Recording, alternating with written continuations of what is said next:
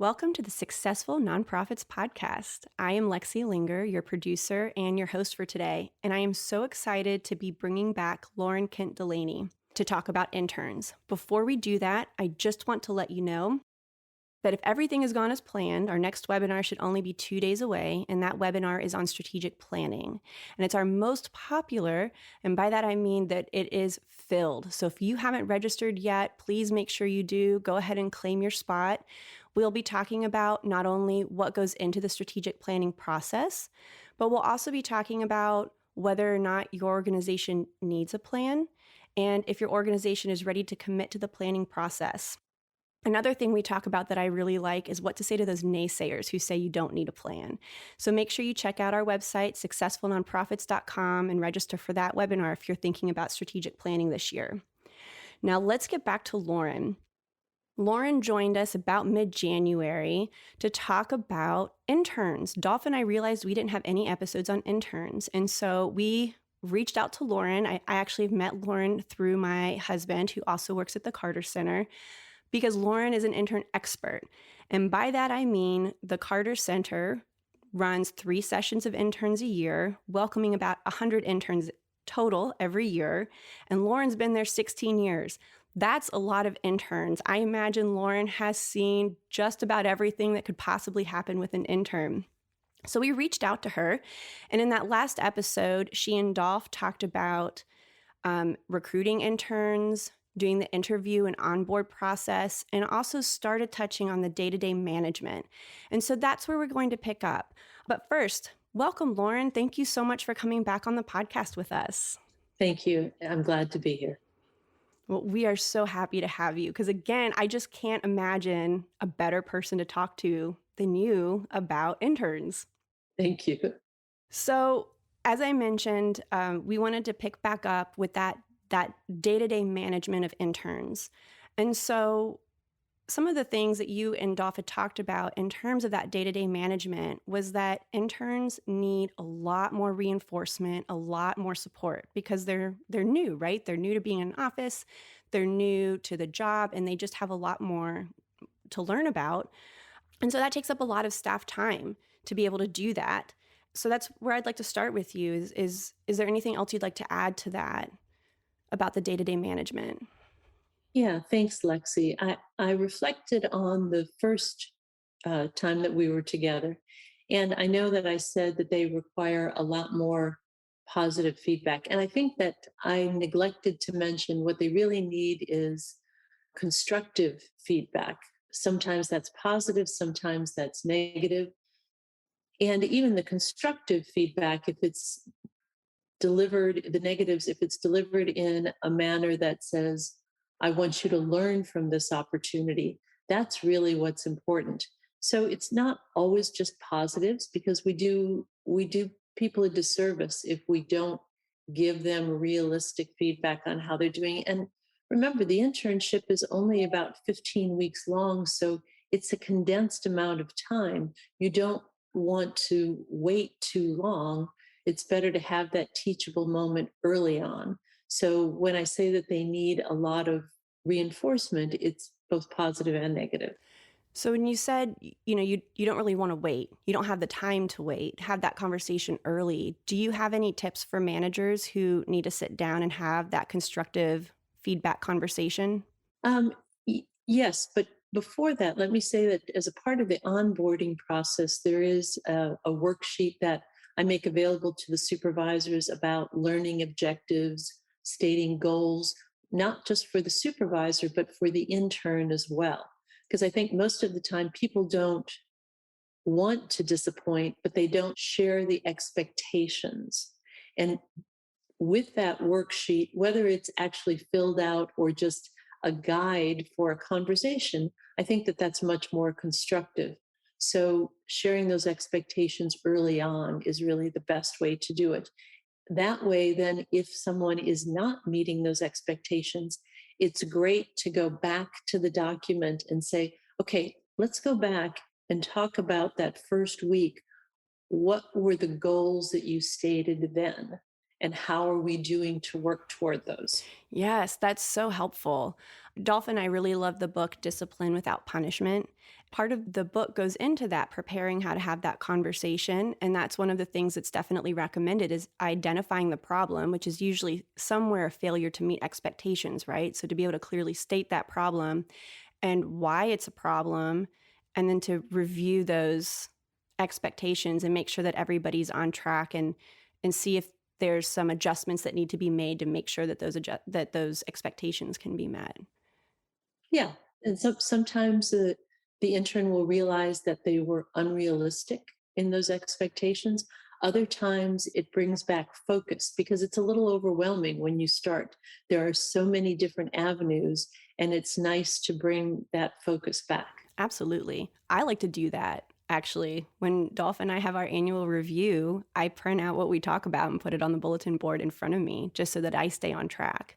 And we do have to revisit, you're right. Sometimes those expectations become unrealistic, whether we overdreamed or there was some kind of major change that made it so that we had to revisit. But it is helpful to have that as a guiding document.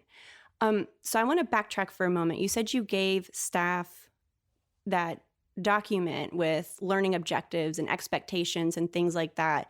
What a useful document for your staff in order to manage their interns well. Do you have other recommendations for how an organization can support its staff while they're managing these interns who need so much more time and whether that's training or having these constructive conversations? I think part of it is, and that document is part of the supervisor handbook. So we do have it in writing. It's a living document, and it sits on the SharePoint so that they can go back to it whenever they would like to. There's a handbook for supervisors and a handbook for interns, obviously very similar, and a lot of the worksheet is a part of both. And I think that having it there kind of as a reminder or as a refresher is helpful to the staff. We also have a small budget that allows them, when we're in the office, to take their intern out to lunch. A little bit, get them out of the office, have a more casual conversation, if you will. Sometimes that's just nice, a change of scenery.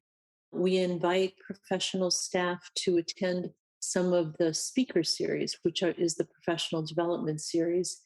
And I think that that's also a good reminder to the interns that the supervisors are always learning as well. Right. Right. You're a manager for the first time at some point. Exactly. Okay. So, can I ask what else is in that supervisor handbook other than that expectations sheet? It has everything from things about travel, because we do have some interns who might be invited to travel on behalf of the Carter Center. It has things about interactions with professional staff, what is appropriate and what is not appropriate on all sides, not just from an intern standpoint, but for all sides. In fact, it's really important that that policy is written word for word the same in both, so that there is no different expectations of one than the other, Oh, interesting. and being very transparent with that. We talk about attire, professional attire, access to the building, security is important, always wearing the name badges, that we have pretty much standard operating procedure for the most part. Okay. So, this actually is getting us to the other question I had for you. What are some of those, if you could go into a little more detail, some of those policies and procedures that strictly govern interns? And I heard you mention that a lot of those actually match staff, like literally word for word. If an organization is thinking about starting an internship program, what kinds of those policies and procedures and standard operating procedures should they be thinking about? I think that interns or anybody always needs to know if they're having a problem, where to go. For example, if you're having a challenge with your supervisor, I don't want to give them something that says, if you have problems, talk to your supervisor. They Absolutely. need to know their supervisor and then the next step up and even the next step up. It reinforces that open door policy. In fact, that handbook says if you have any questions or concerns, you can contact educational programs, or human resources. In other words, there's always somewhere else to go. You want to give a lot of options because people might feel like one area is more approachable than another. Sure. What are some of the problems that you've had interns come to you or to HR with? They don't go to HR very, I would be hard pressed to come up with that. I think sometimes the challenges are interns who don't feel like they're being challenged, don't feel like they're being utilized. And sometimes interns want to skip over doing the basic things and they want to go to the high profile kinds of whatever. And as a supervisor, they kind of want to put the training wheels on a little bit at first and see how that person is going to perform before they're going to trust them. And that I think has been the most common issue that I've seen. Whereas the intern wants to go right to the fun or the, I don't know how else to say it other than high profile.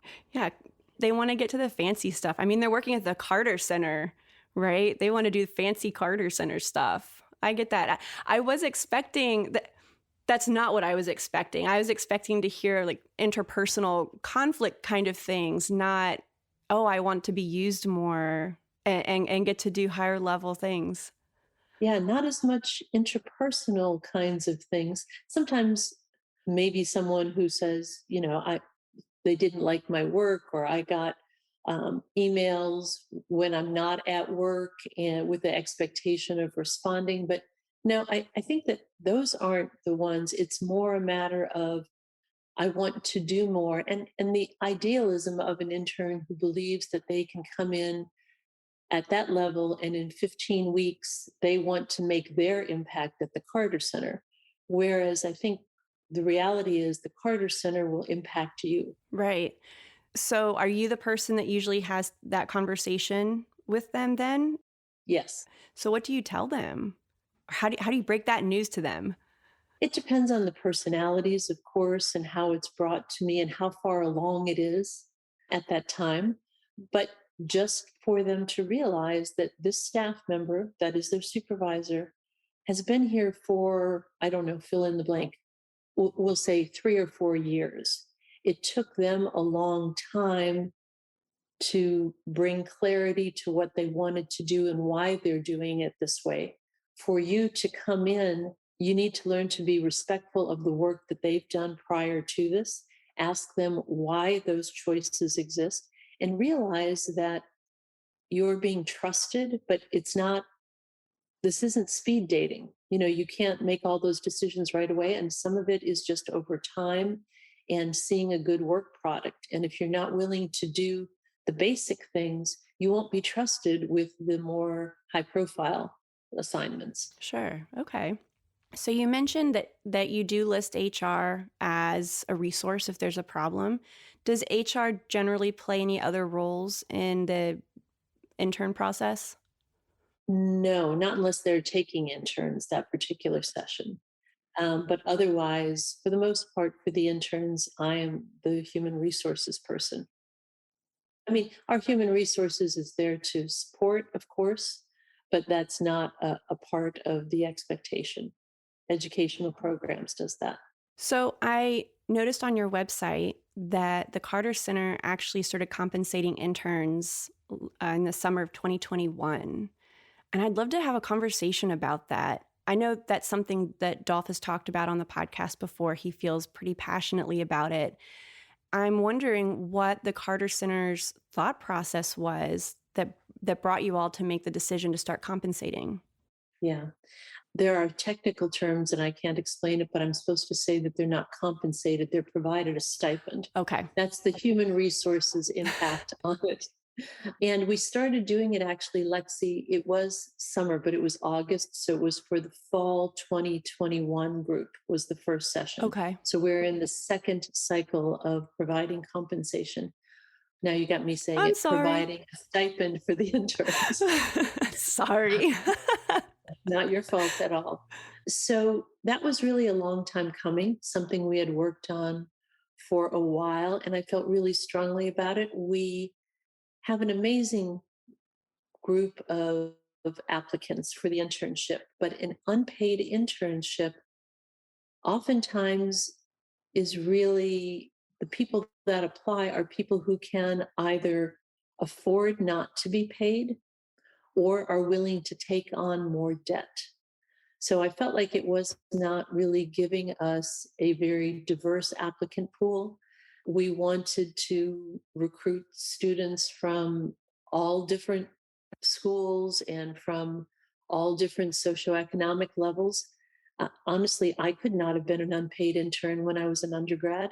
I had a work study job on campus. I needed to find that kind of position. And I didn't want it to be limited to someone who could afford to do a Carter Center internship. Right. I wanted it, and the Carter Center wanted it to be applicants from all different schools, all different parts of the country, and all different, as I said, from just from all different socioeconomic backgrounds. Absolutely. I had to move back home in order to take my internship.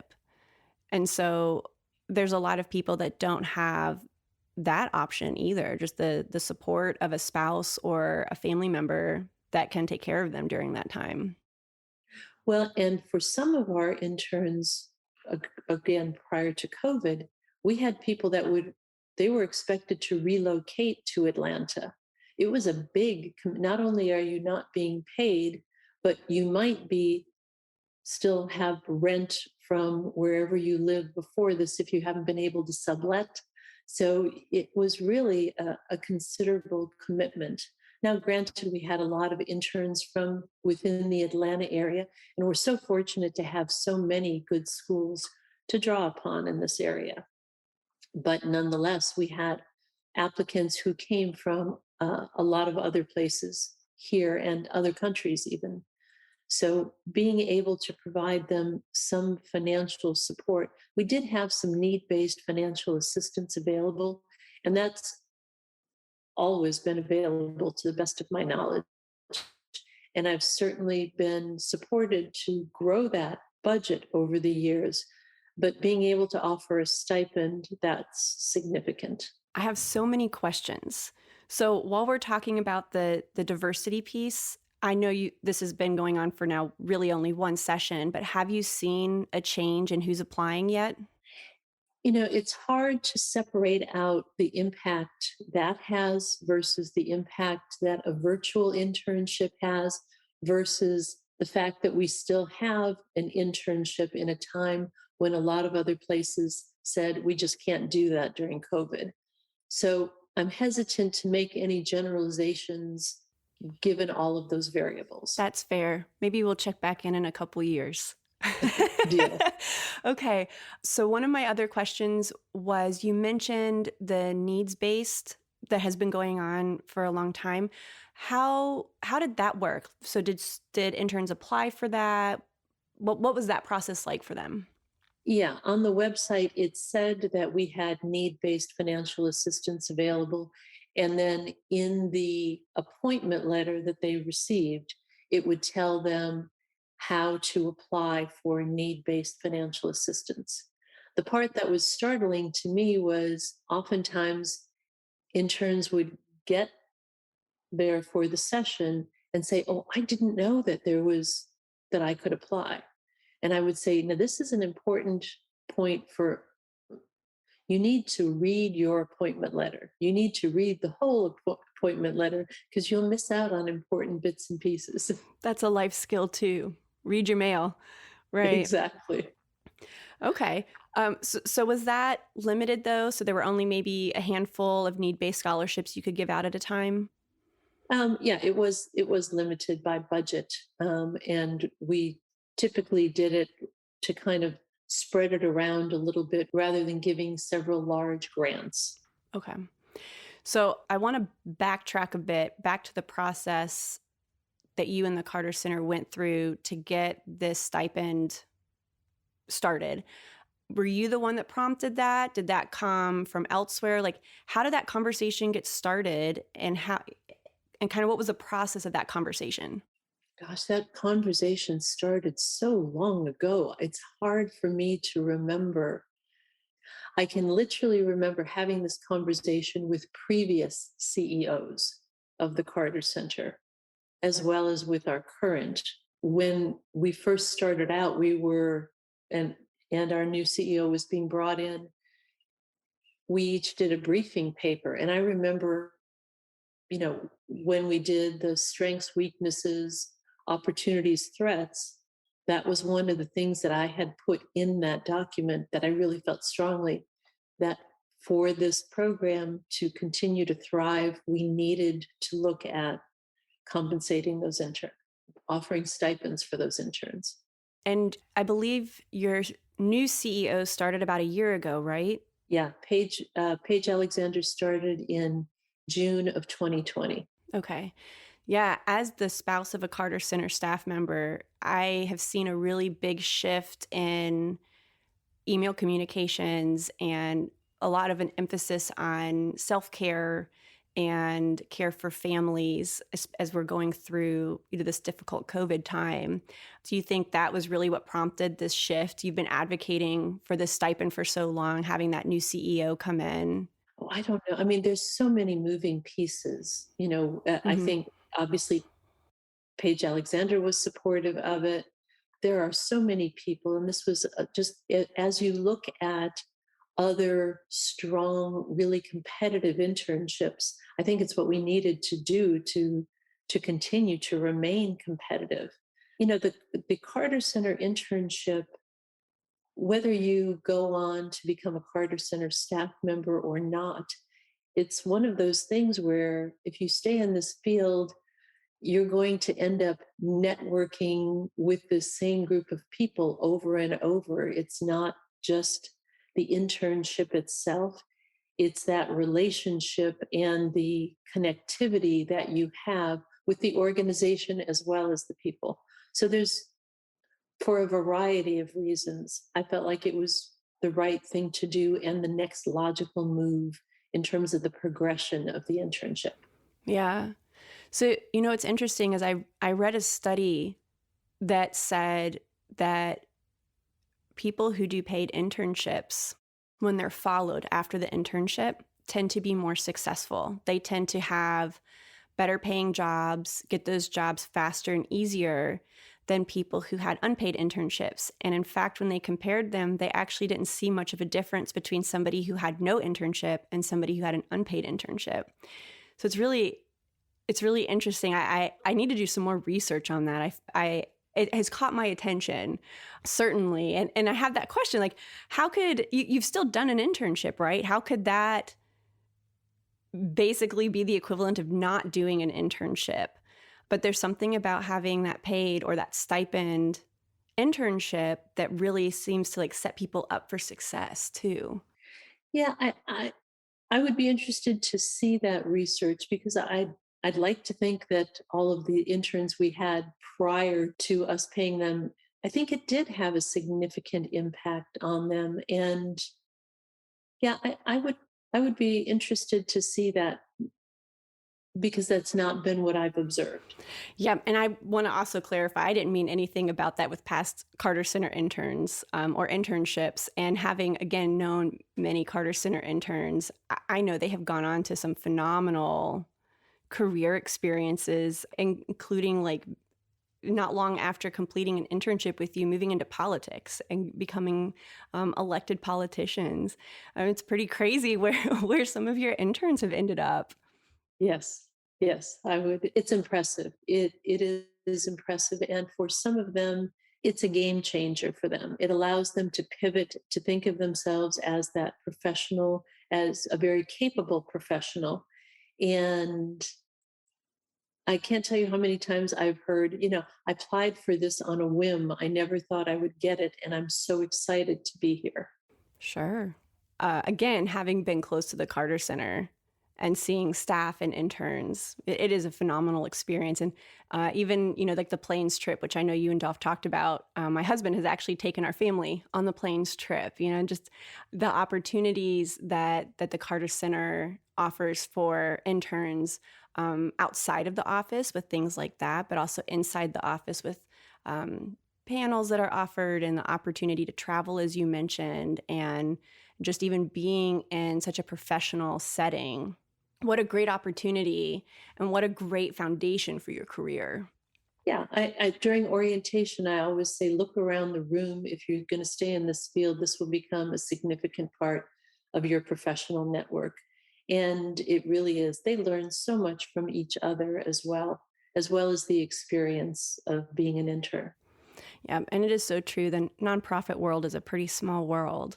So yeah, especially if you stay in nonprofits and if you stay in whatever field, so if that's health or election monitoring or refugee resettlement or whatever, like that's your crew for forever. Exactly. Exactly. Great. Well, I think it's about time for us to be switching over to that off the map question. And this is not very far off the map, Lauren. So, for those of you who have not visited the Carter Center, the nonprofit offices are actually adjacent to President Carter's museum and library. And both buildings are filled with artwork. And I think I read about 1,600 pieces of artwork from photos to statues and paintings. And you can actually, or at least before COVID, you could go on a tour and see all of this phenomenal artwork. And I believe some is what President Carter has done himself. Some have been gifts. Like there's just it's just an amazing collection. So I wanted to ask you, Lauren, what your favorite piece of Carter Center artwork is. That's a really hard question, Lexi, because you're right. There is so much artwork. We have, I think it's 7 original Andy Warhols and literally signed. We have, oh, yes, we do. I Um, so I know listeners you can't see, but my eyebrows went up and my jaw pretty much dropped. I actually knew that there were some in the building. I didn't realize that he had 7. I believe that it is 7. When you go to the executive offices at the top of the stairs, there are 3 of them all together, and all 3 signed by Andy Warhol, and the middle one is signed by President Carter because they're images of President Carter. Oh wow. There's another one that is of Miss Lillian that he did. There are, well, gosh, I can't describe all of them, but they do, or in typical times, they would offer an art tour, which I would always recommend. And President Carter himself has done a lot of painting himself over the years, as well as woodworking. It used to be a treat if I was taking a tour through the executive offices. I remember seeing different pieces of furniture that he had made, a cradle for a great grandchild or something like that, that was sitting in the office before it was going to be sent out. So there are a lot of pieces. As I'm thinking about, as we're having the conversation, I'm changing my mind as to what my favorites are, partly because I haven't been in the office as much recently. There is a mother of pearl box that I saw in an empty office. It's very ornate. It's beautiful. It's just beautiful. It's a hectagon shaped mother of pearl box, and you open the latch, and it's lined inside with red velvet. I thought it was just. It looked like a crown should be in it. And I asked, because the rules are, you can't move the art around. The art services people have to do it, and because of the inventory. And only later did I find out, I requested it to be asked if it could be moved to my office. And I have a great place for it on a table in my office. And later on, I learned that it was a gift from Yasser Arafat, Wow. but it sits in my office. And it's such a conversation piece because it sits under glass on that table. It's just a great conversation piece. I really enjoy that. I enjoy a lot of the paintings that President Carter has done. There's one in particular that he has done. It's a selfie of himself, if you will, where it's him standing in his studio, his art studio, and it's him from behind himself. He's standing there in a pair of jeans and a shirt. I like that one too because it's just it's so him. I mean, it warms my heart to see that particular one. But there's a lot of really spectacular pieces, and I would always recommend that people, if they have an interest, once we're reopened, um, learn more about the art at the Carter Center. Absolutely. I've been on that tour a couple times, but obviously I haven't been inside the Carter Center for many years now. Yeah. And but that was something that always stood out to me was President Carter's work because I didn't realize that he painted, and I especially didn't realize that he did woodworking. There's a dresser. I'm not sure if it's still there, but there used to be a dresser there that he had made, and I just was so impressed. So that was always my favorite. And I wanted to note real quick, you mentioned that you were able to request that box and have it in your office. And that's something I think is so neat as a staff member. You can put in requests for art to be in your office. Like when we visit my husband, he has all these fascinating, and he and his office mates have selected all these fascinating paintings that are all over the walls. And just what a neat opportunity to, and what a cool way to decorate your office. It is. Yeah, it really is. I have a painting in my office that is actually quite formal. It was in the office when I moved in, and I hadn't really given it much thought. I looked at the signature and it says Lady Laurie Spencer Churchill. I looked it up, and sure enough, it's Churchill's niece that had done that painting. And it's the painting itself is got just a lot of texture and movement to it. It's really grown on me over the years, obviously still lives in my office. And then a different wall that I have a painting that's actually quite abstract, but is applicable here because it was a former intern an art intern who selected that piece for I said, I'm going to rearrange. And they do, they have an art closet. And oftentimes they'll say, well, there's not much in there. Their idea of not much in there and my idea is quite different.